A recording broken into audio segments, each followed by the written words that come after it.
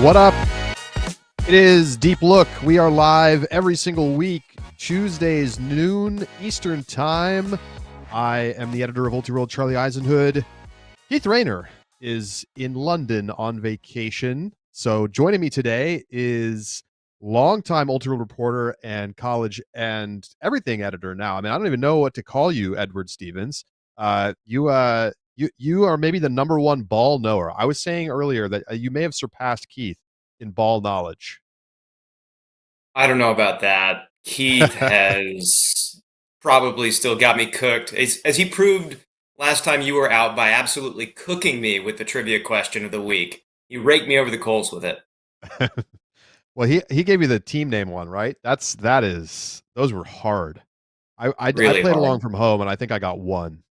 So Keith Okay. Keith knows that I need the easier question. So he's challenging you to try to assert dominance in ball knowledge category. He's got it. It's his. But outside of that, I want to say happy Mardi Gras, Charlie, to you and to everybody. It's Fat Tuesday. Shout out especially to the crew of Tux. We got the ultimate Frisbee connection with the Tulane Tux men's college team. Also to the crew of Zulu, crew of Rex, both parading today. The crew of Beans, who make bean garments and paraded yesterday. The crew of Iris, the whole city of New Orleans. I've been getting live reports from the ground. Absolute chaos down there. Awesome. So let me ask you this. I've only spent a little bit of time in the southern United States. Is there Mardi Gras Act a secondary trivia question of the week? Indeed, happy Mardi Gras.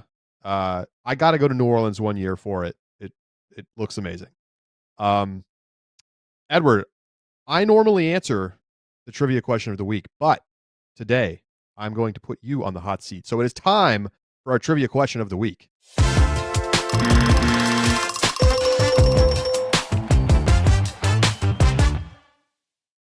All right, Edward. So FrisbeeRankings.com has the latest results up from the weekend. We haven't gotten official USAU algorithm rankings yet. I think they'll be coming maybe this week, certainly very soon. And with data updated through yesterday night, so everything locked in with Stanford, Southwest women have 6 bids, and the Northwest women have 5 bids. Okay, a stunning effort for the two West Coast regions. That means that just one strength bid is not on the West Coast. It's in New England at the moment, with both Vermont and Tufts pretty much locked that up at this point. So the trivia question is, the Southwest and Northwest regions in the women's division have never had 11 bids to college nationals. Since the redraw in 2011, what is the most bids that the Western regions have received, and what were the fewest? And can you name the years in which those two things happened? Absolutely not, but I'm sure going to try for you here, Charlie. Help us out in the chat if you think you know. My instinct is to look toward the height of the Evil Empire Northwest years, because you get 5 in the bank right there. So I'm thinking, is that 2015? I'm thinking 2015. Okay. Northwest had 5. Those were also years when Stanford and UCSB were good. I'm going to say their previous high taken together was 9. And, that could have happened both in 2015 and last season in 2024. They low-key had a huge West Coast year last year. All right, those are my answers. Okay, so pretty good guesses. You missed slightly with 2015. They got 7 that year. The 2014 and 2016 seasons were 9, but last year they actually got 10 bids to the Northwest and Southwest. I think BYU helped out a little bit there. But yeah, that's the high watermark is 10 in 2024. The low watermark I think it's a guessable year. Ooh. Okay. And I think so if you're too. struggling, I'll give you a hint. Go ahead. I got it. And I'm not even struggling because the low watermark has to be the year when, due to COVID, there weren't any regionals in, and it was probably about 4 between both regions in 2022 or That's right. It was 2021. I'm 5. sorry. It was 2021. It was 5. And that's because they didn't do typical strength bids. They did size bids and like some strength bids, but they more evenly distributed the bids around the country. And so that is indeed correct. That is the lowest in the last year. But besides that, they had 6 in 2011, 2013, and 2018. Lots of 7s, 8s, 9s, and then last year the 10. And they could maybe make a new high this year with 11. It is possible. Can I just say, Yes, East Coast, step up your game. it's brutal out there right now. All right. So with that in mind, let's talk about the West Coast Women's Ultimate and what played out at the Stanford Invite this past weekend. Joining us on the show is Kiana Hu. She was on the ground at the Stanford Invite this weekend. Kiana, welcome to the show. Hi, Charlie. Hi, Edward. Thanks so much for having me. Well, thank you for joining us. Obviously, Tufts was expected to win. They did win. They looked very strong. I would love for you to put into context how Tufts looked relative to this very strong crop of West Coast teams this year. Was there a big gap between them and the rest of the field, or did it feel like they were on a level playing field and just a bit better? Yeah, absolutely. So I got a look at Tufts in their pool play game against UCSB, and that was probably their closest game in pool play. They started off trading and actually went down a break or two to Santa Barbara, but kind of in the end was able to pull out ahead. And I think the theme across the board for Tufts in that game and also throughout bracket play was just how strong of players and throwers each and every one of the people that were on the field for Tufts at any point. Just everyone who had the disc looked so poised, had a bevy of throws, and there's no really sign of any like rookies who are still figuring out the game. Pretty much everyone on that team at any point just looked really confident. So that was kind of the theme for Tufts. And then in bracket play, even when they were down, Emily Kemp, one of their star players, they still had really no problems. I think they did certainly like give teams some chances and played close with Cal Poly Slow in their semifinal, but other than that, didn't really give up too much of a lead at any point, and looked pretty comfortable ahead of the pack at Stanford. Wait, Kiana, so you're telling me that even without U24 player Emily Kemp, superstar, goal scorer for years, thrower this season and last season too, they were still comfortably ahead of the teams they played at Stanford Invite? Yeah, that's exactly what I saw. So yeah, so Kemp was not playing all of Sunday in bracket play, and even in their finals game, especially when Stanford was pulling out that box and one, Leah Schwartz, who's their best thrower, probably was basically pushed down into the downfield space and wasn't really back there in the zone. But even then, without Schwartz really playing much in the backfield, without Kemp, they still looked super polished, super solid, had really great contributors up and down the line. It's very impressive. So, I mean, I think Tufts was expected to win. So I think the bigger story has got to be your alma mater, Stanford, making it to the final, putting up a game. They lose 11-8 to Tufts in that final. And this is a huge bounce back for Stanford after a pretty slow start to the season.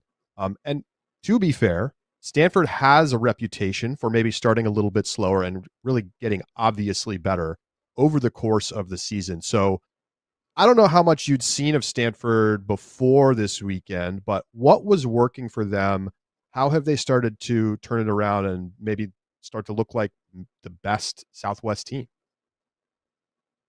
Yeah, absolutely. Yeah, I've been following Stanford a little bit through their early season tournaments. I think the big difference for Stanford this year, coming off of the finals championship appearance, was the loss of several key handlers. So Macy Volbrecht, Esther Filipek, Anna Fisher Lopez, all not playing this season. And as a result, they've had to kind of pull over some cutters to step into those handling roles.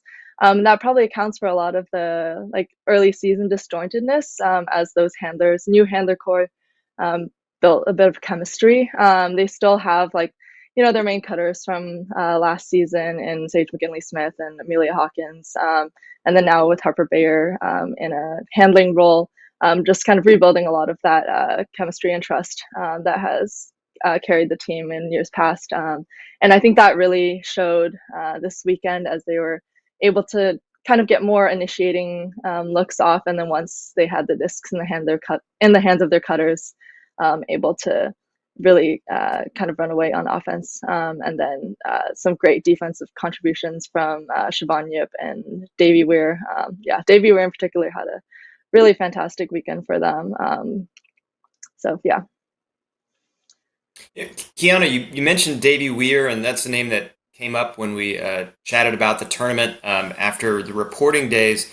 And Weir was not a player I had my eye on before this tournament. And full disclosure, the only game I've watched so far from it is the final against Tufts. Davy Weir was cooking those huge backhands, great field vision. Is she one of the players who you feel like is newly stepping up into those vacated handler roles this season? Oh yeah, absolutely. So last season, actually Weir was out kind of on and off with injuries.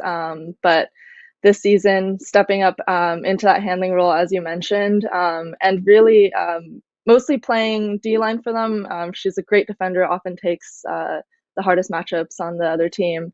But yeah, this season in particular, I think when they were kind of having some O line struggles in that final, crossing her over, and really, yeah, she really stepped up to the occasion, and I think has been doing that all season long, filling in some of the gaps left behind by the handlers.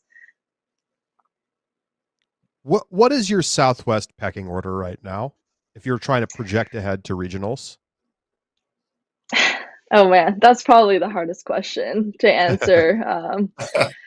All throughout, just every tournament, I think, gives us a different sense of what exactly the pecking order is. Obviously, Stanford with a great showing this tournament, and UCSB kind of back in their like 2024 top of the region position. But I mean, San Diego, they're clearly not super far behind. They had a tough kind of like come comeback loss when Slow really just like pushed through this marathon point, and then took another to win that quarterfinal over San Diego. But other than that, they had a pretty solid weekend. Yeah, and Cal Poly Slow, can't say enough great things about them. They looked amazing this weekend. They, to my knowledge, have never been to nationals, but this might very well be the year. They also, besides that pool play loss to, resurgent Stanford, um, looked really solid, played Tufts in their closest game of the weekend, and really looked pretty comfortable in that big stage, even if they haven't been there many times before. And then Santa Cruz, I mean, they also just had a weird kind of pool play tie situation where they just dropped that one game to Davis on Universe. And Davis, taking that game. So honestly, it's kind of a mix. I was trying to put some sort of sense into that order of teams, but really they all have losses to each other. I think at this point, each of those Southwest teams have at least two losses to other interregion teams. So really hard to make sense of that, and maybe we'll be able to see at some later season tournaments. I think it's fair to say that the Southwest, you could assemble like a top 7 or a top 10. If we ever have like an intra-region all-star game, I feel like this would be the Southwest year to take it. Yeah, I mean, just looking at the projected power rankings for now, 6 bids is absolutely ridiculous, and UCLA, isn't far out either, and they played Santa Barbara in a game to universe as well. So, yeah, regionals is going to be really, really exciting, definitely. Kiana, what did you see out of Northeastern, though? They were the other kind of big East Coast traveling team. I know Brown were there, but Brown didn't win that many games. Northeastern, though, how far away from like this Southwest pack are they right now? Do you think they can get into bid range? Yeah, I think in terms of bid, absolutely, they looked really pretty solid through pool play. I mean, you have the results. 11-9 win over UC Davis. Yeah, that was a game I watched, and they really thrive off of almost like a dominator style play where they'll have a lot of quick, small movements, especially involving Elise Friedman, and then from there, kind of connect with cutters. They're really working those up lines. They had a lot of dynamic movement on offense. Yeah, and then they also played a really close game with Santa Cruz later, ended at the top of a 3-way tie, but then kind of drew Santa Barbara in quarterfinals, which they played close with Santa Barbara all the way until score was about 8-9, and I think UCSB was able to pull away from then. But kind of up until that point in the quarterfinals, Northeastern was looking pretty strong and able to hang with the best of the teams in the Southwest. So definitely, I think solid team and have high hopes to get into that bid range. All right. So, what players do you feel like stood out the most to you this weekend? Whether you want to say it's like player of the year conversation or just had a great weekend overall, who stood out? Yeah, totally. So I mentioned in my Saturday recap article, but Laura Bloomy for Santa Barbara Burning Skirts definitely from Sunday of watching all the games was the most standout player for a team. Just making absolutely ridiculous plays left and right, but also being the person to get open, even with the toughest matchups, usually on her. Devin Quinn was back for Santa Barbara as well, and she, yeah, just in lots of teams played zone this weekend, and in a zone, Quinn is such a release valve for um, any zone offense, and those two, Bloomy and Quinn, connected a lot. Um, and for Tufts, man, Annabelle White just continues to impress. I was watching their semifinal against Cal Poly Slow, and she had just a ridiculous sky in the end zone right where I was watching from. Defender was right on her hips, had great positioning the whole time, and then she just, roofs her. But and then, yeah, I think accounted for 7 of Tufts' 9 goals in that game. So just a monster performance all weekend from White, and oftentimes with Shorts feeding her from the backfield. Yeah, I guess some other players. Margot Donahue was really big for Cal Poly Slow in their quarterfinal when they were down against San Diego. She was pretty instrumental in getting a comeback. Yeah, they were down 2-6, and then I think crossed Margot over to play O-line, and she was able to kind of revive that team and put some life in Slow to pull out the win in the end. Um, I already talked about Davy Weir for Stanford. Also, Dora McCotter-Hewlett, I think someone who hasn't been mentioned a lot, but in their semifinal against Santa Barbara, when a lot of throws were struggling in the wind, she was putting up these huge hucks in both wind directions. Yeah, getting I think at least half the assists for Stanford in that game. Yeah, just a couple of names. There's lots and lots of other players who were really impressive. For Washington Element, definitely wanted to shout out their rookies, Rowan Limp and Isabel Farr, who both looked really excellent for that team. I think probably two of the best rookies in the division right now, along with Nora Snyder for Cal Poly Slow as well, who was doing a lot of work for that team. I want to pause quickly just to talk about Washington Element. They're a bit of a younger team than Oregon and UBC in the Northwest. Do you think they have a chance to come out ahead at regionals or finish ahead of either of those teams at nationals, or are they a clear step below based on what you saw this weekend? Yeah, Washington Element is one of those teams where I love watching them because they have so many elite level players and look really good when they're hot. But sometimes can just look a little bit disjointed. I think that was the case this weekend too. There were moments where they just looked totally unstoppable with like a cutting group of Sophia Palmer, Savannah Tucker, Megan Louie, Kelly Tam, all really excellent players who are able to get open kind of at will. But then just kind of had some problems in some of their games, such as their game they played against San Diego. They're having some like early turns that led to quick break chances. But I think they definitely have the talent to challenge either of those Northwest teams that you mentioned. And I think come postseason, I think that they have what it takes to maybe get an upset over one of those teams. Okay. Awesome. You got one more, Edward? No. All right. Yeah, this is a comprehensive breakdown, and we will look forward to seeing your full tournament recap.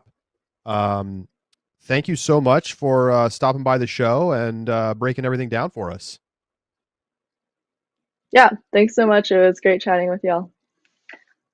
Kiana Hu was on the ground at the Stanford Invite this past weekend. It was not the only big tournament out on the I guess it's the East Coast. Is it the East Coast? I don't really know if it's the East Coast, but in the eastern half of the country, in Knoxville, we had the Smoky Mountain Invite men's tournament. And maybe, Edward, the strongest field we have seen at a early March event, a non-Eastern tournament ever. This was a crazy field this year, including some of the top West Coast teams. And wow, what a weekend. Sans Ben Dameron. UNC takes down Smoky Mountain Invite. Yikes for everybody else. Edward, you were on the ground. I was producing games all weekend. There's a look at the bracket if you're joining us on YouTube. UNC over UMass 15-14 on Universe in the final. It was an amazing game. The semis and the finals are all worth a watch. Edward, we got to start with UNC. They have looked a little bit shaky to this point. And now for them to win without their best player is wild. What was the difference maker for Carolina this weekend, did you think? I mean, they don't look shaky at all anymore. No. And no. And yeah, I mean, the difference is, and I want to be clear that I didn't see when they lost to Georgia Tech. So I don't know what made them shaky then. But right now, they are leaning hard on their systems, and that is freeing up their playmakers, Josh Singleton, Matt Barcelos, Grayson Trowbridge, Jake Schwartz, to make big plays, whether that's plays for scores, plays to get blocks. They have intensely coordinated defense, from stopping pull plays, which they were better at than any other team, to just forcing wonky resets. They're smart with the disc on turnovers. They've got a ton of good throwers. Shout out, players that I was not super familiar with heading in. AJ Fiordalisi, Watkins Parker. They're the real deal. And I do want to get a couple of just personnel notes.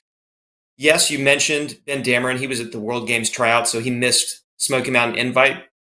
They were also without Eli Freed and Seth Freed on Saturday when they were mostly dominant, including a hugely dominant second half against Oregon. And then Eli Freed went out partway through the final against UMass. And then also, to be fair, a couple of personnel notes for UMass. UMass, of course, has not had Wyatt Kellman yet this season.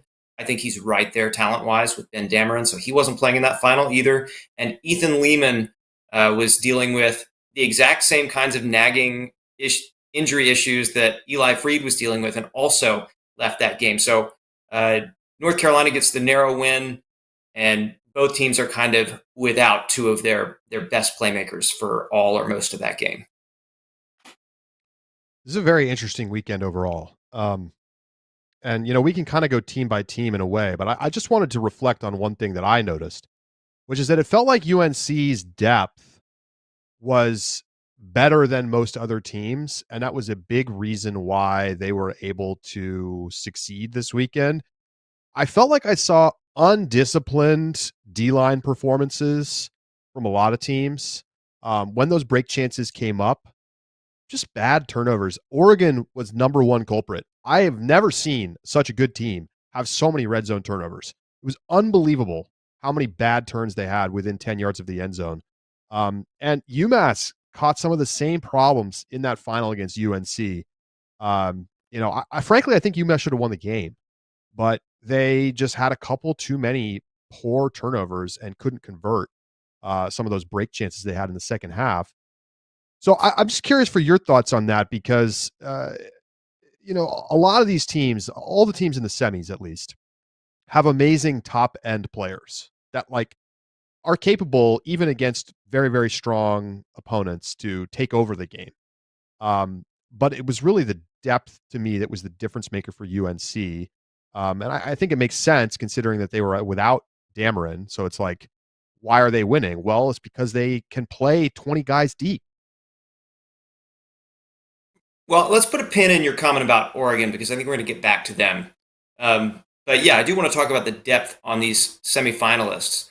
I think that UNC, UMass, and Colorado all leaned heavily into their depth on the weekend, and you could show it. You could see it clearly on the field, and I think that's one of the reasons why they are in such good stead at this point in the season. And Colorado's depth, which for them is mostly the pieces on their two D lines, showed significant improvement from where they were 2 weeks ago at Pres Day. Players like Dan Bauman and Ryan Allenson and Elliot Hawkins and Joe Michaud and Dan Williams were much better this time around. However, they weren't at the level of the depth of UNC Darkside or UMass Zoodisk, and I think that was why they ended up in the final together. And Darkside right now, their depth is a little more experienced. UMass, you look at that universe point when UMass were on offense and they had a chance to win for the game. They had two incredibly talented players out there in Mason Stone and Rowan Dunkerley, who both had awesome weekends, who are both rookies.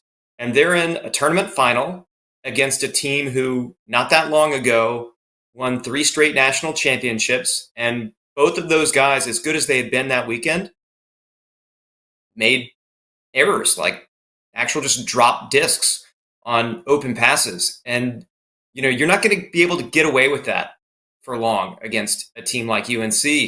And yeah, so I think there could be a chance where the depth of Zoodisk, which I think maybe goes a little deeper than Darkside, has a chance to build up that experience and learn from this moment in the future. But I have to agree with you. Throughout the semis and the finals, the depth on UNC was an edge above what we saw out of Colorado and UMass. And then Carleton, I feel like, leaned more heavily on their top end. They were without players too. Tej Murthy did not play this weekend. He hasn't played yet this season, so they're looking for him to step up. And they put a lot of miles, put a lot of trust in players like Ellis Newhouse, Nate DeMorgan, Daniel Chen, Declan Miller, Finn Furman, Cullen Baker. You can add Nobi Lawrence and Charlie Bittler to that list, and they were really leaning hard on kind of a top 10 rotation, especially in that semi that they ended up losing. And you kind of want to see them, as talented as they are, maybe open it up a little bit, get some more players into that mix, work hard earlier in the game, get them schooled in punching breaks in to get an advantage early. Carlton looked quite good at times. I feel like they're going to be a little bit of a volatile team at Nationals because they have a very potent deep game. But if it doesn't hit, then you can suddenly find yourself down 3 or 4 breaks. But when it was hitting, they looked awesome. And, they kind of ran Oregon out of the gym a little bit in the quarters, 15-12. I don't, you probably weren't watching that game because we were streaming it. Is that accurate? That is accurate. So I watched one of the quarters. I watched the Northeastern Colorado one this morning, and I haven't gotten to the Carleton Oregon one yet. But you mentioned with Oregon that their D-line depth were making a bunch of errors, and you can't expect, you've never seen a really good team make errors like that. And I mean, what if they're not a really good team? I think that is a legitimate question about this ego side. You want them to be good. They have incredible talent. Micah Glass, as good as advertised. I saw moments on Saturday with Raquan Atkins in the backfield where he was moving faster than any player in the division, not just with his legs, but with his decision-making, with his releases. They have so much talent, and yet I have yet to see it coalesce. When they beat Oregon State in the final of Pres Day, I don't think that was a well-played game from them. They came alive at the end, and yeah, you're going to get some huge plays out of Max Massey. Yeah, you're going to get Aaron Kaplan and ISO sometimes. We need to see more from them, or else they're going to flame out in quarters at Nationals. Jason in the chat mentions that Oregon was missing 3 of its best defenders. Definitely affected breaks. That makes sense. 100%. Yeah. That makes sense. I mean, they definitely had some players in the rotation that didn't look ready for prime time, if I'm being perfectly honest. I think my concern about them is not that they're not good, because they're clearly very good. I think they're a semis team at Nationals for sure, but they have to be more disciplined in the red zone. I mean, that was for sure the number one thing that stood out to me. Like, I can tolerate drops and throwaways from, essentially replacement level players who are on the D-line because you got some guys out. But when you're making bad decisions and your good players are making bad decisions in the red zone over and over again, that has to be addressed because you cannot afford that in Nationals. When rotations tighten up, you will get punished. You will get broken in those spots. And I think it's a good learning weekend for Oregon. Probably. Easterns, I think I saw that they're coming out again for Easterns to the East Coast. I'm not 100% sure on that, but I think I've seen them on that team list. I'll check the Easterns. We'll see how they apply list, the lessons. I'm pretty sure you're right. Team list. Yes, they'll be there, as will Slow. It's a very good field this year. So should be very interesting. So let's what stood out to you this weekend? I mean, I'll let you take the reins here. Like, what's on your mind following SMI? I think that I had completely underestimated the New England region, and I'm not going to be guilty of that for the rest of the year. I haven't had eyes on Tufts, in person yet. They just played a few games at Queen City and weren't here at Smoky Mountain Invite. But the 4 teams that were there, UMass, obviously, we've talked about. They're fantastic. And then you get Northeastern, who make the quarters, kind of fall away in the second half against Colorado. But that's a much deeper team. I mean, we saw it at Pres Day, but before Pres Day, I didn't realize how deep they were. You get, of course, Peter Borth, who was excellent out there. Jackson McGinnis is having a great tournament. Ben Shammy is having a great tournament. On the D line, Jack Simmons, Kieran Prattley. These guys can play really well, and they can hang with most of the big dogs in the division. I was super impressed with where they were at this point in the year. Vermont coming out. Vermont, like UMass, if you're watching the finals, you saw UMass just wearing whatever uniform-wise out there. Vermont were doing the same thing, and they've kind of added a lot of players in the last couple of years that I'm not familiar with on a face basis. Charlie, you want to go on your rant here, Charlie? It's a criminal offense to not wear jerseys in March. I think it should be banned. I think UMass should be punished with heavy fines. And I don't know. I mean, listen, in February, if you want to go to warm up and wear your cutoff spray paints, whatever. But wearing nonsense in March is criminal. Okay. And maybe Agreed. you should find the jersey manufacturers because they didn't get the jerseys to them in time.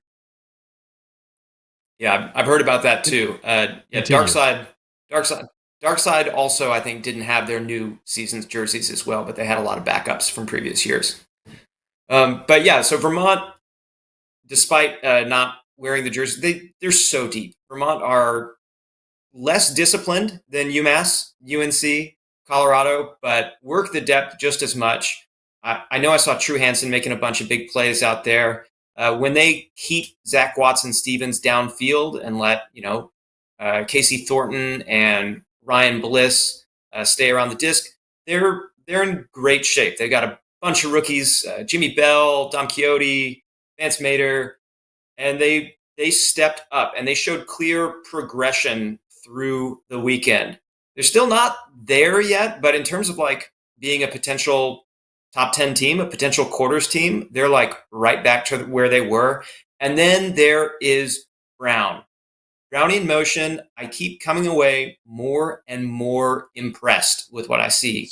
They have they're the kings of the Ninals right now. They've done it 2 tournaments in a row with warm up and Smoky Mountain, and they are totally systematic in the way they approach training for a season. They've got they added a guy named Teo Huson to their O-line, who's a rookie alongside Nolan McCloskey, and they're like running the offense a lot of times between the two. And then Jason Tapper looks great. Emmett Young looks great. Luca, I haven't finalized it yet, but I think Luca Ducloricello is going to be on my all-tournament line. He was an absolute beast for them. They play physically when they need to. They have one of the best defenders in the country in Adrian Lynn, just monstrous force out there on defense. Pretty good after the turn too, and it's like, next guy up. This Brown team is serious. It is crazy. They are one spot outside of bid range right now for getting a 5th bid for New England. It was an awesome weekend for New England overall, and Brown's going to have a chance to play in at Easterns. Like I think they will have a shot at just if they have a good weekend playing in. And I'll tell you what, if they do end up with just 4 bids in New England, none of those teams are going on to see Brown. Like if you look at their results from this weekend, I know their talent level has dropped quite a bit, and I don't think they have any chance of winning a national championship this year. But they played in their losses, they played within 2 goals. They lost by 2 to Colorado. Probably their worst loss was that loss to Georgia, 12-11, considering Georgia's weekend. They lose by 2 to Oregon State, and then they get wins over Penn State, Minnesota, Texas, and Pitt. And like, they just lost 2 of the best players in the country, and it's just like right back at it. Same system, no problem, and they just keep getting better. They could be a quarterfinalist, maybe even a semifinalist in nationals again. It wouldn't blow me away. They're so good, and yeah, I don't know what more I can say. They're the best coach team in the division. No offense to UNC, Colorado, Zudisk, but Brown know how to put together a team. They know how to train their players. They work hard out there. Their conditioning is unbelievable team-wide. All of those guys run and run and run and run every point, and you can keep throwing them out there, and they don't lose a step. They're awesome. wanted to just note some things from the chat. Innocent says that UMass uses the same medical staff that Joel Embiid gets. Emph says that UMass is stuck in the injured cycle of too much rest, not enough PT, and moving around and then trying to play again. I mean, UMass has been down pretty bad in the injury department. Yeah, they have been. It was nice to see Jonas Dang Osborne isn't going to be on the field again for them this season, but he was on the sidelines. He was bringing some good, positive energy out there. But yeah, I mean, I'm no doctor, but I think Ethan Lehman needs to take a rest and do some rehab because he was kind of in and out, struggling with things all weekend. You want to see a healthy Zoo Disc all the way as much as you can. Fingers crossed that Wyatt Kelman gets back on the field and plays all the way through regionals and nationals and feels 100% like himself. Yep. Yeah. I'd love to switch to talking about some of the more disappointing teams from Smoky. Who blew it? We got to start in the Southeast. It started on Saturday a little bit with Georgia and Georgia Tech. Georgia Tech get a win over Texas that looks good right away, and I was watching some of that one. The O-line is really kind of crisp and on it, and they have kind of the ultimate fallback option, which is one of the Grossbergs connecting with the other one. Sam Grossberg, I've seen him in person now in college. I was withholding an opinion until I had, but he is the real deal. I saw him make a trailing edge one-handed layout grab on a disc that was at like a 75-degree angle to the turf, deep, like away from him. And his best skills are his handling and throwing skills. He's open all the time, makes great decisions with the disc. He's a serious contender for Rookie of the Year. But, outside of that note, Georgia Tech and Georgia, I don't see how the Southeast can come back and get a strength bid this year. It's looking like a one-bid region. Georgia and Georgia Tech both had disappointing Sundays. Georgia finished 15th after losing to Georgia Tech in the 13th place semis. And yeah, Georgia looking kind of clunky out there. Have to say that they ran their top 5-6 guys pretty hard. They were showing the signs of fatigue, and even when they weren't creating the kinds of spaces that they need to be throwing to. So they were turning the disc a lot. The defense, outside of shout out Drew Wentworth, who was playing incredible defense. But a lot of those D-line guys are still not quite there. They seem like they're a step behind where they need to be on the cutters. And there's a chance to get them there by regionals, and they can beat Georgia Tech and make nationals and maybe even have a decent nationals. But I don't know how they're going to play with the top teams in the country in order to earn a strength bid by Easterns. It seems unlikely. But it does mean that the final between Georgia and Georgia Tech at Southeast Regionals is going to be electric. It's going to be a great game. I think, what the hell's going on with Minnesota? Besides their win over Tennessee, which is like, it's like the free square at SMI. Georgia Tech is their only win. And they get absolutely pasted by UMass and Texas. They lose by 5 to UNC. I mean, this was a brutal weekend. I know they kind of had a slow start too, but what happened to this Minnesota team? I mean, they were such a good team last year. I know they lost some talent, but it doesn't seem like they're down that bad in the talent department, but they aren't even competitive right now at the top teams. I'm not really sure. We talked about this with Keith after warm-up, but it feels like out of nowhere, Wisconsin jumped them for the second-best team in the North Central title, and I didn't see anything this weekend that makes me think otherwise. Yeah, nice win over Georgia Tech.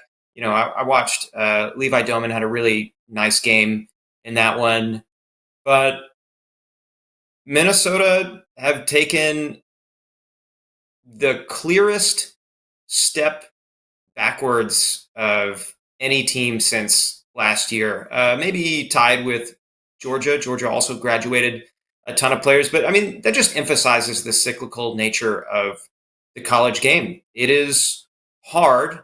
Shout out UNC Darkside, of course.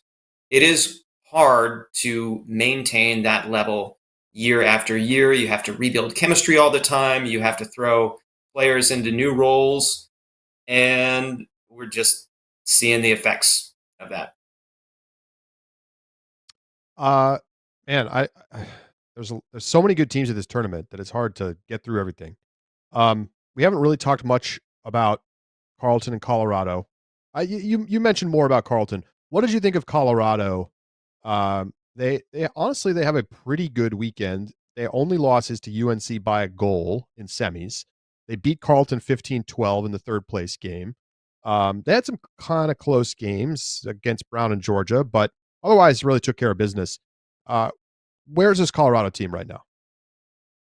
I mean, I think they're a clear top 5 team in the country at this point. You know, I was a little nervous after a somewhat underwhelming showing at Pres Day, but I like where this team is at. You know, I talked about the D line for them already, but the main course with Colorado is that O line. It starts with Tobias Brooks. He is, I think, without a doubt, the best offensive player in the game right now. I think, you know, with apologies to Kyle Liu, that Tobias Brooks is the best thrower in the college game right now.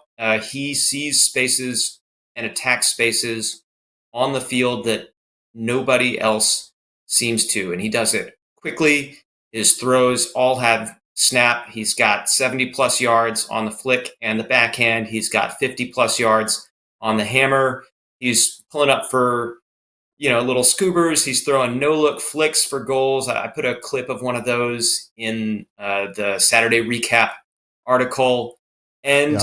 he does it all while letting the game come to him. You know, he'll set up downfield, and every now and then they'll run a flood play where they get the disc over to him on the break side, but mostly he's just waiting in the middle of the field, waiting to pick his moment. And then once he gets involved, 4 or 5 passes into the O-line possession, he takes over, and it makes the entire rest of the O-line fit into place. And so, you know, he's got incredible chemistry with Ryan Shigley, who had a great weekend. Tucker Kalmus is a really like a rubber band elasticity, explosive athlete, and a very accomplished thrower on his own. They've been working more now. I forget his first name, is doing a great job in the kind of finisher role.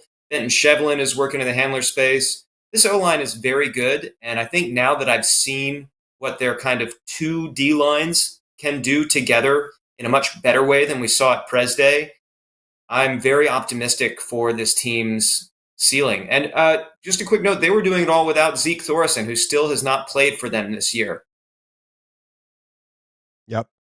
Jason points out in the chat, Carleton was resting a lot of players in that third place consolation game. Sure. Yeah, I mean, I think they had a great weekend, even if you don't include that result as meaningful. So yeah, very, very interesting overall. You know, because we basically had all of the top teams here besides SLO. Where's your like projected personal power rankings, top 5 going towards the end of the season in nationals? I like UNC and Zoodisk 1 and 2, essentially even. I know UNC won the game, but I loved everything I saw from UMass, and I think they're right there together. Then there is a slight step down to Colorado and Cal Poly and Carleton. So I feel like those are the 5 teams that feel like semifinalists to me, with all of them having a chance at the championship, but UNC and UMass kind of being the co-favorites right now. And then you get into the tier with Oregon. Maybe they're in a tier on their own as like almost a for sure quarterfinalist. And at that point, you kind of get everyone else. Sounds about right to me. Give us your thoughts in the YouTube comments.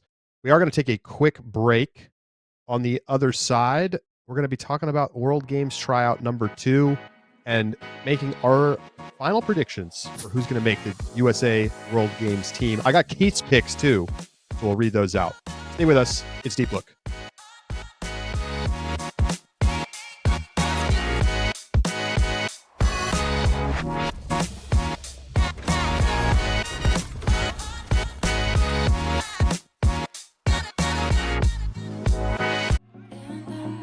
With a huge bomb, looking for Reynolds. Reynolds got some steps. Probably can punish upwind, looking for Earhart. She's gonna run onto it. Big shot down the field.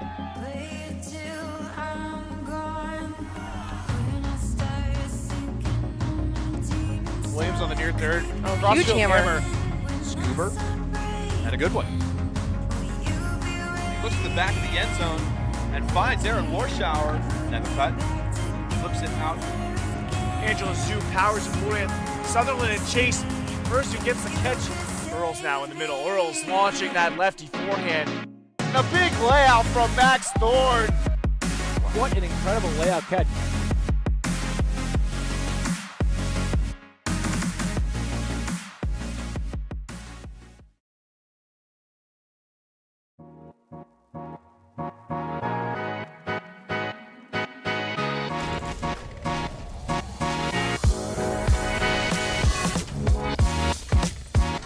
Welcome back to Deep Look. Well, it's time to get ready for Disc Northwest's 35th annual Sunbreak Tournament this July 4th weekend. This year, they're bringing the action to Bellingham, Washington, known for its beautiful fields and incredible views. Camp right at the field site so you can soak up the summer vibes all day and all night. The Saturday night party is an ultimate tradition like no other, with food trucks, music, dancing, and more. The theme this year is family game night. Okay, so you got to have your team be family game night themed. Edward, what would you go with for family game night theme? Oh, I'd be Ticket to Ride, 100%. And not the Europe edition. Be Ticket to Ride USA. There's no gimmick rules in that one, and we would make a train every time we scored. Just running the Portland to Seattle to Vancouver, one track spot up in the Northwest there. I think my game of choice, especially as a kid, was Monopoly.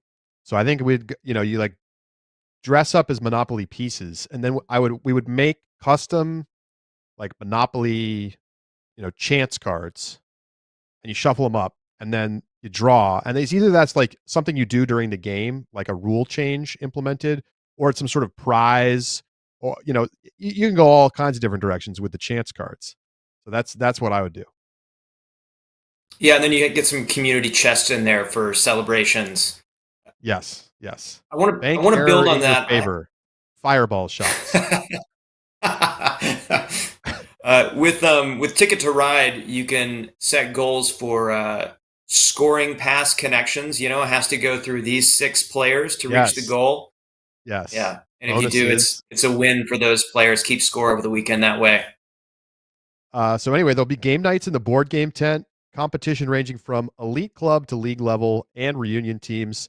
Celebrate the beauty of the ultimate community with people connected by their passion for the game. Sign up now at Disc Northwest. That's discnw.org. The bid window is open now, and spots are limited. Don't miss one of the world's most celebrated tournaments. I mean, this is an OG party tournament. I mean, this is one of the classics. I have never been. For a long time, like in my years where I was playing a lot of Ultimate and young enough still to do this, we always had US Open on stupid July 4th weekend. The stupid should go in front of the US Open, not the July 4th weekend. So I could never go to Sunbreak, but a classic. So sign up now. All right, World Games Tryout numero dos took place this weekend down in San Antonio. Of course, we had Ben Dameron for UNC out for that tryout. Some great coverage in the Ulti World Discord for subscribers from Bjorn Shea, Coach B, who was down there watching all the action unfold. He's got a little recap up of Saturday, and his full recap should be out by tomorrow at the latest. So, Edward, from what you saw, are there things that surprised you reading about in the Discord or in the recap coverage so far about what went down at World Games Tryout number 2? Yeah, I mean, I think the most surprising thing, it's never a surprise when any of these players play well. But according to Bjorn's report, there's no way that Brett Holzmeier doesn't make the team. Apparently, he was the most dominant male matching player, and it was not particularly close. He was doing everything on defense, shooting great hucks, including cross-gender shots on offense, and by and large looking like the best player on the field. Holzmeier has done nothing over the last 5 years but continue to level up his game year after year after year. And I was surprised and very pleased to read that. He is so talented, and we've really watched him get better. The only hesitation, and I don't know if this will play into coaches' minds, but Brett has He's had some moments issue of not showing up in the big spots. And you can't really get put onto a bigger spot than a World Games field. Not only is there just like so few players on the team you can't hide, but I mean, it's just the pressure and the quality of opponent is so high. I don't think that would be a reason to disqualify him, especially if he had 2 really good tryouts. But it is something that you have to consider, I think. I think, otherwise, perhaps the surprise for me, in the Saturday recap, Lindsay McKenna getting number 2 spot in most impressive players list. I mean, look, all of these players are really good, so it doesn't like shock me. McKenna, a very experienced mixed player, has been playing at the high level of the mixed division for a long time, has the size, I think, and athleticism to kind of hang in there, not only like with the FMPs on the field, but also like can make a play against a men's player sometimes. And so I think that it doesn't blow me away that she stood out, but it wouldn't have been the name that I would have put on my like sort of predictions list of who would have stood out. Yeah, I'm not sure I would have either, but I think I would have been wrong not to, if that makes sense, just because right. I was in Sarasota at the East Coast, World's Tryout last year, and she was the player I came away with as, she's a lock to make the team. And of course she did. And then when I watched her games with the Philly Surge and, some games with AMP before they didn't make nationals, she once again looked like one of the best couple of players on the field. So, I mean, she's clearly at the top of her game. I love that she is doing it still, after a great 2024. Great to see her doing it in 2025. So yeah. If she wasn't on our list, I think that's on us, not on her. Sounds like Anna Thompson was also looking healthy and playing really well. I think she's going to make the team. That my only hesitation about Thompson was like whether she was going to be healthy enough to compete at these tryouts. And she did not play at the first tryout. They gave her basically a bye to the second tryout. But I think given her level of play this past club season, is totally justified. And I now think she's going to make the team. Yeah, I mean, I'm right there with you. And there is at least one other Fury player that, based on reports, I feel pretty confident in thinking is going to make the team. And we're going to do our full predictions list in a minute, but this is like almost like a news item. I think Carolyn Finney has put herself in a great spot alongside Chris Kotcher to make a 3rd consecutive World Games team, which is totally incredible. I mean, Finney, I don't want to say this. You're never going to get exactly turnover free play out of Carolyn Finney, but True. She's so fast and so attack forward, maybe more so than any other player I've ever seen on both offense and defense. And she goes so hard for every disc in her area that she is a net positive on the field, even when she's playing her worst. And when she's playing her best, she carries a team. And I feel like that's what I saw in the tryout notes. It's definitely what I saw with her season for Fury this year. And yeah, I hope she does make it, because I would love to see her, keep riding the high of what has been an incredible career so far. All right, it's time. We got to make these predictions. I will quickly give you my pre-tryout predictions, my round 2 tryout predictions, I believe. There's the full list, if you're watching on YouTube, of everyone who was at the second tryout. So I had Mexstroth, Helton, Finney, Chastain, Trope, Kelly Johnson, and Cammie Groom. Excuse me, I said Kelly. I have K written down, and it's just what my brain reverted to, but Kirsten Johnson, of course. And then Kocher, Freechild, El Salam, Hayes, Malks, Michael Ing, and Brownlee. Now, that was my pre-tryout picks, but I'm going to make a couple changes, okay? Based on the observations, I'm going to add Anna Thompson, who I did say had a good chance to make it if healthy, so that's not a huge change. And I'm going to add Lindsay McKenna, and I'm going to drop Johnson and Groom on the FMP side. On the MMP side, Really? I think my only change is that I'm adding Holzmeyer in the Brownlee spot. I really, really, really want to say that MKBHD is going to make the team, but I just don't know if I truly deep down believe it. So ultimately, I'm going to put Holzmeyer in based on the reports from tryouts.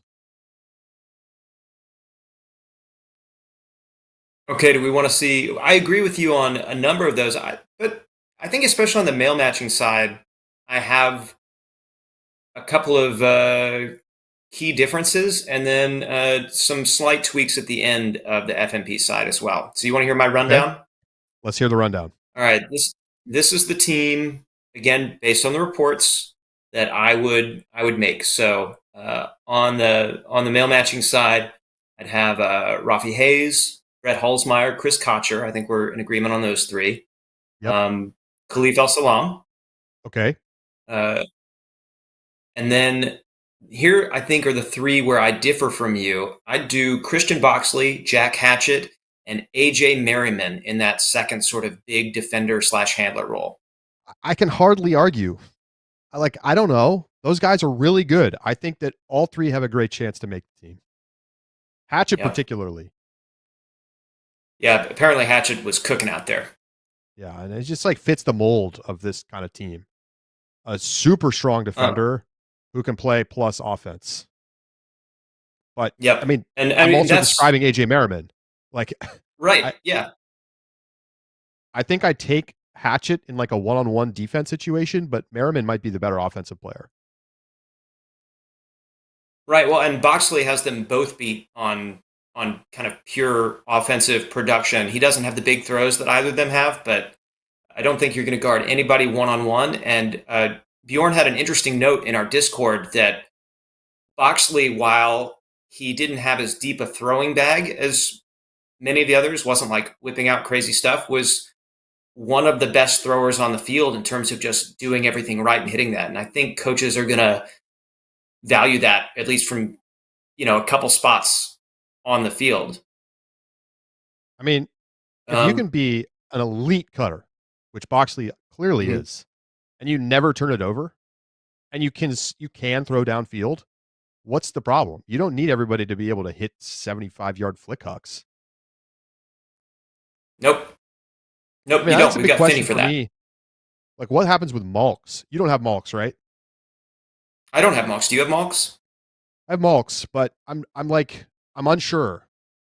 Because he's the only obvious pure handler type that I think they would take, to run their offense. Matty Sang is notorious not an OD split guy. So Right. will they do that, right? There have been years where they actively did not take who I thought were the best obvious center handler types. Claire Chastain, when she was back sort of like running O-lines, and Ashlyn Joy both got left off 2 cycles ago, which ultimately I think was kind of a mistake, but they still managed to figure it out and play through it. But will they take a pure handler type or not? That's a big question for me. And maybe I don't you know. do it, but maybe you do it on the FMP side, and you take Finney and Thompson, and you let them run the offense.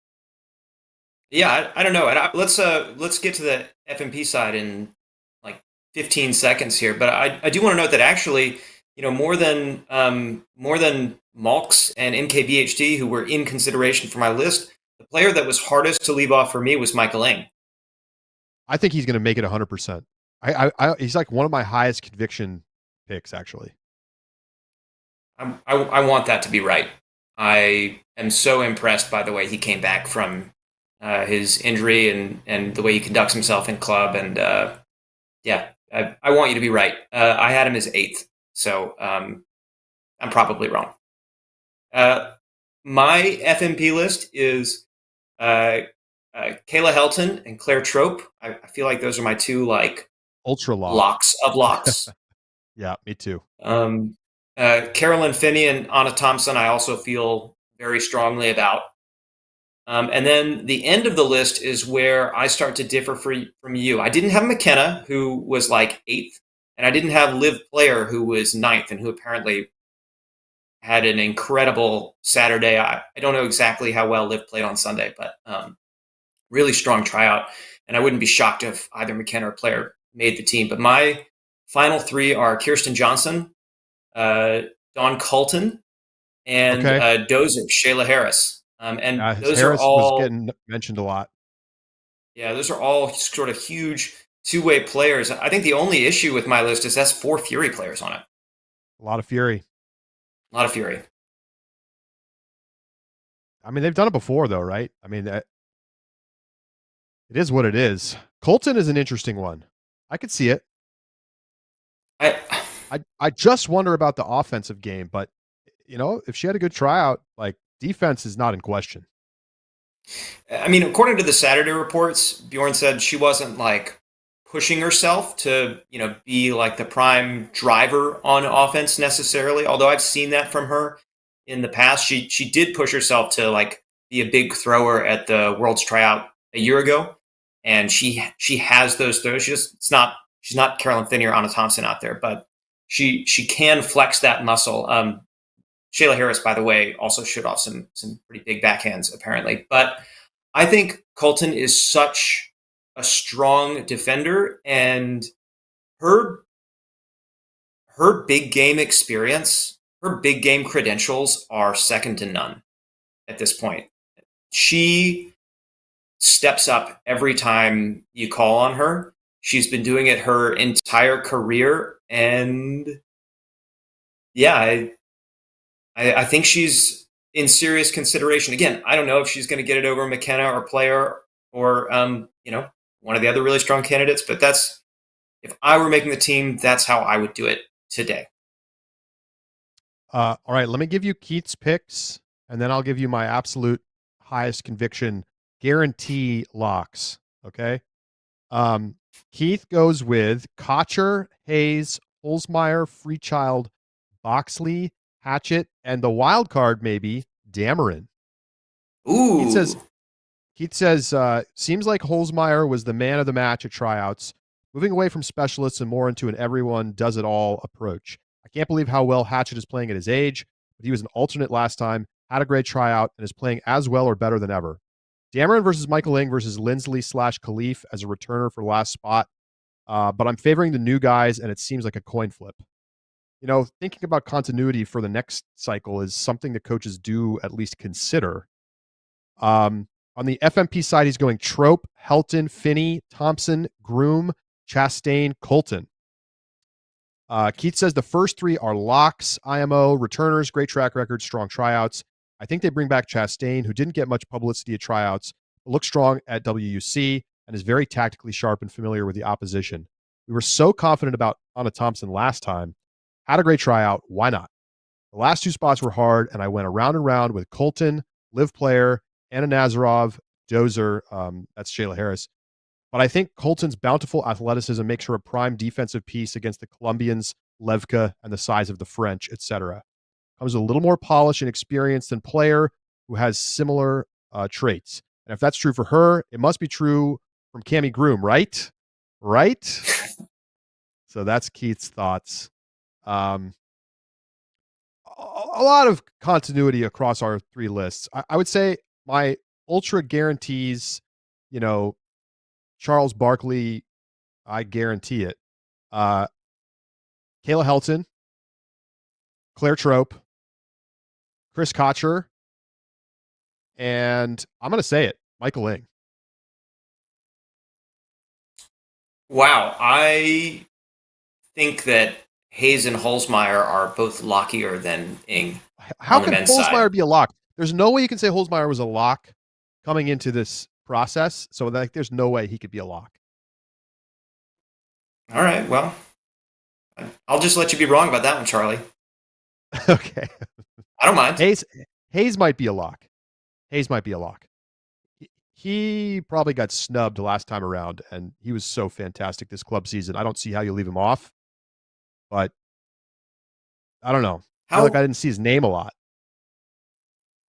How close are you to locking either Finney or Thompson on the FMP side? Thompson is just too much question with the injury status and not having seen tryouts myself. Finney, not a lock, but definitely a strong probable. There's an argument, though, that a little bit on the older side. Yeah, she is.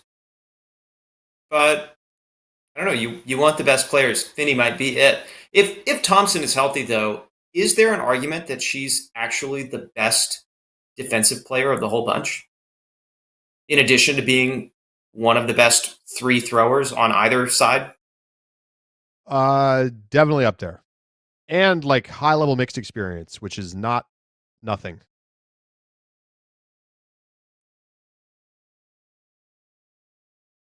I think she's going to make it. I mean, if she's healthy, she's going to make it. I thought she was going to make it last time, though. I think so too. Should be a lot of fun. Yeah, we'll leave it to the chat to tell us where we're wrong, and I think we'll get decisions on who actually made the team, relatively quickly here, sometime in the next week, I'd expect. That's what we're hearing. I think Khalif maybe said on social media that it would be by next Wednesday, but I won't be surprised if it's by the end of the week. So yeah, I wouldn't be either. They want to tell people early. They've got a few. Which tryout events are they going to? They're going to London Invite, right? As a tryout, and maybe something else, maybe the U.S. Open. A lot of the World Games teams, maybe all of them, are going to be at London Invite as a warm up. That's going to be huge. So Keith, don't come back. Just stay there. Wait till June, and That's right. and be our man on the ground. We need that. All right. What else we got here? I will note we're going to have our subscriber bonus segment. Normally we do it immediately following this show. We're going to wait. We're going to do it with Bjorn Shea, who was on the ground at World Games tryouts, and we're going to wait for his recap article to come out so everybody can take a look at that, digest it, and then we will have Bjorn on in the Discord live, probably sometime tomorrow would be my guess, and talk to him about World Games tryouts, what he saw, what he thought was interesting, why there were so many turnovers. That was a big thing. We didn't really talk much about that, but a lot of turnovers from the recap coverage of scrimmages.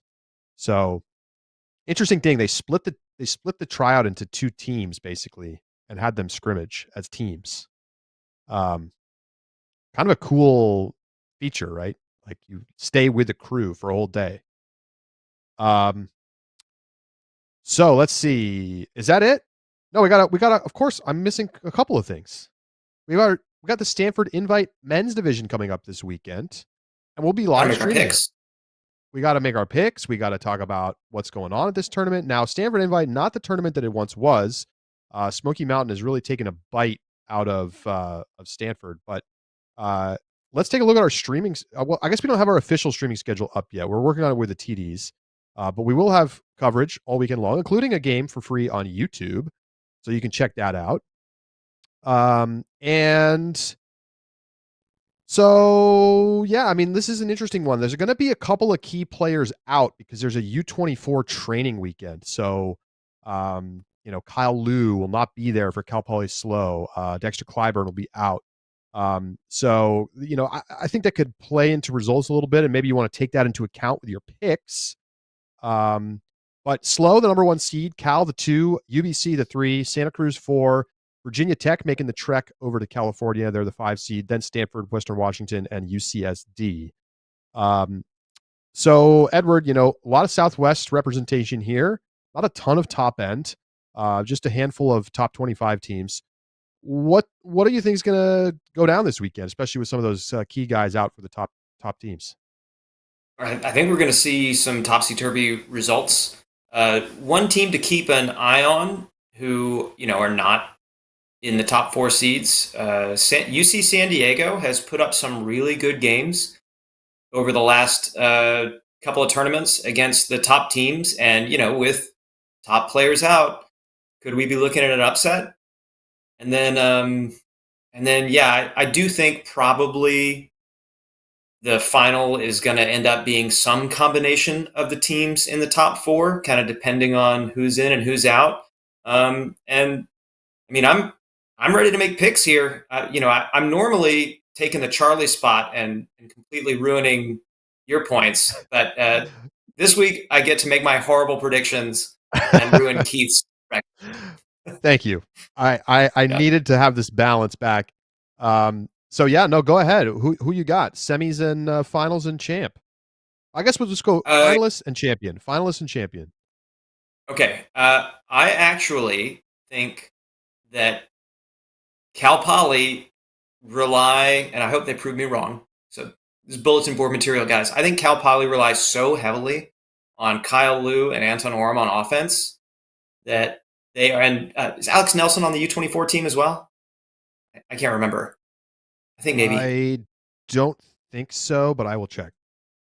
Okay. In the meantime, they lean so heavily on those guys that I think they are. Yes. It's almost like my bad. Yes. Okay. So I think it's like a training weekend for the rest of their depth, and I think because of that, the results are not going to be there. Give me Cal and UBC in the final.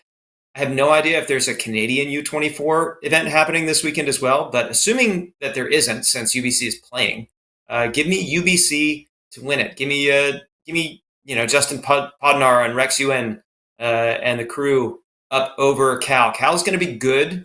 They'll get Ridge Wang, they'll get Carter Langford, they got Bernie Wang. They got a bunch of good players, but without Dex, I think they're just going to be a tick slower than they need to be against UBC. So give me UBC to win. I do like it. I do like it. I mean, I'm going to say that things go relatively normal during pool play, but I think we see upsets from both UBC and Santa Cruz over Slow and Cal because of the players who are out. So I've got UBC and Santa Cruz in the final. And yeah, I actually like UBC this season. I think that they get the win. So I'm right there with you on UBC. Wow. I thought I was out of pocket there. But I won't be shocked if Slow just wins anyway. Yeah, I mean, they could do it. They could do it. Get a little Joe Thatchett action. Uvic points out in the chat that there is no Canadian U24 weekend. So UBC should be at basically full strength. All right. Going to be an interesting weekend.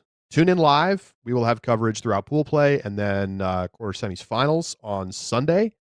And you can find the streaming schedule. It should be out by tomorrow latest, probably by end of day today. So stay tuned to our social media to find out what games will be aired. And now it's time for our mailbag question of the week. This one comes from Lindsay. Whose Callahan video are you most excited for? All right, so this is, of course, assuming that the players that I think are going to be Callahan nominees are the Callahan nominees. I think Leah Schwartz is going to have an unbelievable Callahan film. That's kind of where I go first on my list. I want to see 90 seconds of the prettiest hucks I've ever seen in my life, just back to back to back to back. Hammer it. Don't even go with anything else. Schwartz is a really good cutter, an accomplished defender at this point in her career, but I want to see the throws. Give me Leah Schwartz. I think Clyburn is probably the one for me. That could be it. If he doesn't do the fifth year thing, if they're not saving it for a fifth year, yeah, Clyburn could do it. That is really the question is he going to play another year or not? I guess I don't know, but who else? I mean, okay, here's one for you. Cameron. Oh man, yes, Peter Bohr. That's going to be awesome because I feel like he's still like under-repped as a beast. And like those can be the more surprising ones can be more hype. Mm-hmm. Does Vermont women have a top senior / fifth year right now? They've got Emily Kemp on Tufts. She going to be Nate Browning might be a senior by now. Yeah, I don't know. I think there's going to be my prediction is that we get a sleeper winner this year. You think so? Yeah, I do. Oh, what about Cleo Phillips for Colorado? That'll be a good one. Could be her Callahan year. Or Colorado could do something completely bizarre and nominate Fiona Cashin and just like intersperse a bunch of her blocks from when she was at Georgia as well. That would be a ton of fun to watch. I'm trying to think, could Stanford nominate Esther Filipek even though she's not playing this year? And I think her reel would be something special to watch. She's on the team. She's on the team. Yeah. They could. It's just hard to. It feels like you're just doing it to like as an honorary rather than like any opportunity to actually win because none of the footage or plays would be from this season. But yeah, that's true. It hasn't stopped the voters before from picking someone who did not really do much during the season at hand. All right, let's see. Last thing, shoot us your thoughts on any of today's episode. deeplook@ultiworld.com. Shout out to the block of the year goes to New Zealand's Tessa Swinson. I'll drop the link in the YouTube chat, and we'll put it in the description as well. And it's up on Ultiworld's website. Just a massive block. Super fun play. And congrats to her for winning the final of the year winner. So thank you, Edward, for joining me. Edward Stevens filling in for Keith Rayner. I'm Charlie Eisenhood saying so long from this edition of Deep Look. Sub bonus out the back with Bjorn Shea coming up later this week. Stay tuned to the Discord for more details and get ready for some Stanford Invite men's action this weekend. Bye, everybody.